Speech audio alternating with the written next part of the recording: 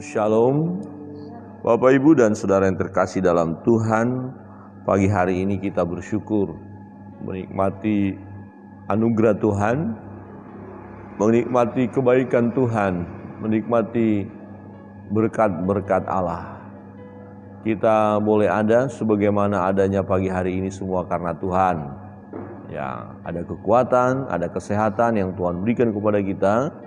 Malam hari sudah kita lalui dalam peristirahatan kita. Pagi ini boleh bangun, boleh menghirup udara segar, ya, kita boleh menyembah Tuhan, memuliakan Tuhan, dan juga kita akan mendengarkan firman Allah. Bahkan kita boleh menaikkan beban pergumulan kita kepada Tuhan. Inilah kehidupan yang sangat indah di hadapan Tuhan. Firman Tuhan bagi kita terambil dari Yesaya pasal 23. Ini tentang ucapan ilahi terhadap Tirus dan Sidon. Bapak Ibu Saudara yang terkasih dalam Tuhan, di ayat pertama firman Tuhan berbunyi demikian. Ucapan ilahi tentang Tirus, merataplah hai kapal-kapal Tarsis, sebab Tirus sudah rusak, tiada lagi rumahmu atau pangkalanmu. Ketika mereka masih di negeri orang Kitim, telah dinyatakan hal itu kepada mereka. Ya, Bapak Ibu Saudara yang terkasih dalam Tuhan, ini nubuatan ya terhadap Tirus. Dalam terjemahan lain dikatakan firman Allah yang hidup. Inilah nubuat tentang Tirus. Merataplah hai kapal-kapal Tarsis yang pulang dari negeri-negeri yang jauh. Merataplah karena Tirus, itu pelabuhanmu, sudah lenyap. Berita yang kau dengar dari Kitim, yaitu Siprus, adalah benar. Nah, beritanya apa? Beritanya ya ada kehancuran bagi Tarsis, kehancuran bagi pelabuhannya Tirus. Jadi mereka adalah bangsa yang hebat, yang gagah, yang luar biasa. Mereka sangat hebat ya. Mereka terkenal, mereka dikagumi pada waktu itu. Tetapi ini nubuatan dari Nabi Yesaya bahwa ya Tarsis ini akan hancur, ya akan mengalami pembinasaan atau kehancuran. Ya. Di dalam ayat 9 berkata begini, Tuhan semesta alam yang telah memutuskannya untuk mematahkan kesombongan, untuk menghina segala yang permai dan semua orang mulia di bumi. Kerjakanlah ladangmu seperti di tepi sungai Nil, hai putri Tarsis. Sudah tidak ada lagi galangan-galangan kapal. Tuhan telah mengacungkan tangannya terhadap laut dan membuat kerajaan-kerajaan gemetar. Ia telah memberi perintah mengenai Kanaan untuk memusnahkan benteng-bentengnya. Dan ia telah berfirman, engkau tidak akan beria-ria lagi, hai anak darah yang digagahi, hai putri Sidon. Bangkitlah, mengungsilah kepada orang Kitim. Di sana pun juga tidak akan ada tempat yang senang bagimu. Lihat, negeri orang Kasdim, bangsa itulah yang melakukannya, bukan orang Asyur. Mereka telah menyerahkan Tirus kepada binatang-binatang gurun. Mereka telah mendirikan menara-menara pengepung dan telah meratakan puri-puri kota itu dan membuat kota itu menjadi reruntuhan. Merataplah hai Tirus, merataplah, dan seterusnya. Jadi kota ya Tirus, Tarsis, diluluh lantahkan. Nah, siapa pelakunya? Dikatakan di sana orang Kasdim, bangsa Kasdim. Tetapi itu adalah perbuatan Tuhan. Jadi Tuhan yang memakai bangsa Kasdim ya untuk menghancurkan Tarsis atau Tirus. Nah, Tarsis ya mereka adalah tadinya negara yang hebat. Mereka hidup dalam kemegahan ya, luar biasa, disegani, dihormati, dikenal ya. Semua baik, nyaman, tentram secara manusia. Mereka luar biasa. Kota-kotanya hebat, benteng-bentengnya luar biasa. Tetapi Tuhan ya melakukan ya penghancuran bagi bangsa ini. Kalau kita melihat alasannya jelas sekali di sini ya. Ya, memang Tuhan yang mengerjakannya melalui bangsa Kasdim. Kalau di ayat 11 berkata, Tuhan telah mengacungkan tangannya terhadap laut, membuat kerajaan-kerajaan gemetar. Tuhan mengacungkan tangannya. Jadi Tuhan bertindak memakai bangsa ya Kasdim, ya menghancurkan Tarsis. Nah, dikatakan apa di situ? Ya, Tuhan semesta alam yang telah memutuskannya untuk mematahkan kesombongan, untuk menghina segala yang permai dari semua orang mulia di bumi. Nah, kita tahu jelas di sini bahwa Allah menghancurkan Tarsis karena mereka sombong. Ya, Tuhan akan menghancurkan kesombongan. Dan berikut dikatakan menghina segala yang permai dan semua orang mulia. Jadi yang mengagungkan manusia, yang mengagungkan ya pembesar-pembesar, ya orang-orang hebat, ini pun akan Tuhan hancurkan. Jadi Bapak Ibu Saudara yang terkasih dalam Tuhan, bangsa Tarsis, ya bangsa Tirus, ya dihancurkan oleh Tuhan karena kesombongan mereka. Bapak Ibu Saudara yang terkasih dalam Tuhan, belajar ya tentang kesombongan. Artinya ketika kita mempelajari apa sih dari kesombongan ini. Kalau kita lihat dosa pertama itu kan memang kesombongan. Ya, dosa yang dilakukan oleh ya salah seorang ya, malaikat Allah, yaitu Lucifer, yang memiliki kegagahan, kehebatan, kesempurnaan dibandingkan dengan yang lain. Kemudian dia menjadi sombong. Nah, kesombongan Tuhan hancurkan. Nah, rupanya kesombongan ini semua manusia memilikinya. Ya, jadi pada umumnya manusia yang sudah jatuh ke dalam dosa ini, dosa kesombongan itu ada. Ya, ada. Manakala seseorang pintar, dia menjadi sombong karena kepintarannya.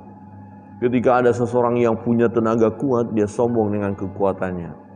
Ya, ada orang-orang yang ganteng, cantik, cakep, dia sombong di situ.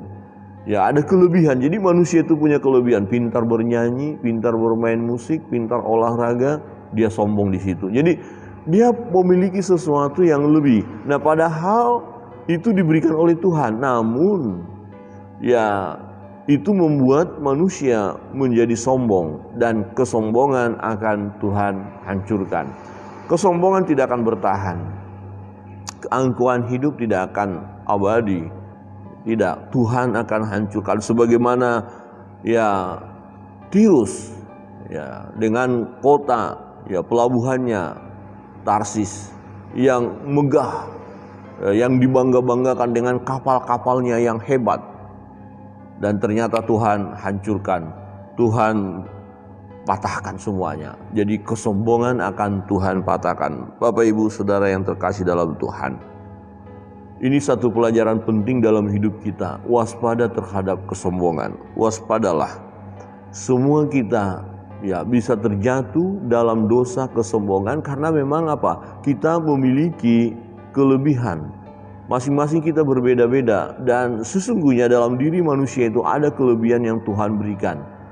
Nah, untuk mengatasi supaya kita tidak sombong dengan kelebihan kita, maka kita harus bersyukur kepada Tuhan. Ingat akan Tuhan.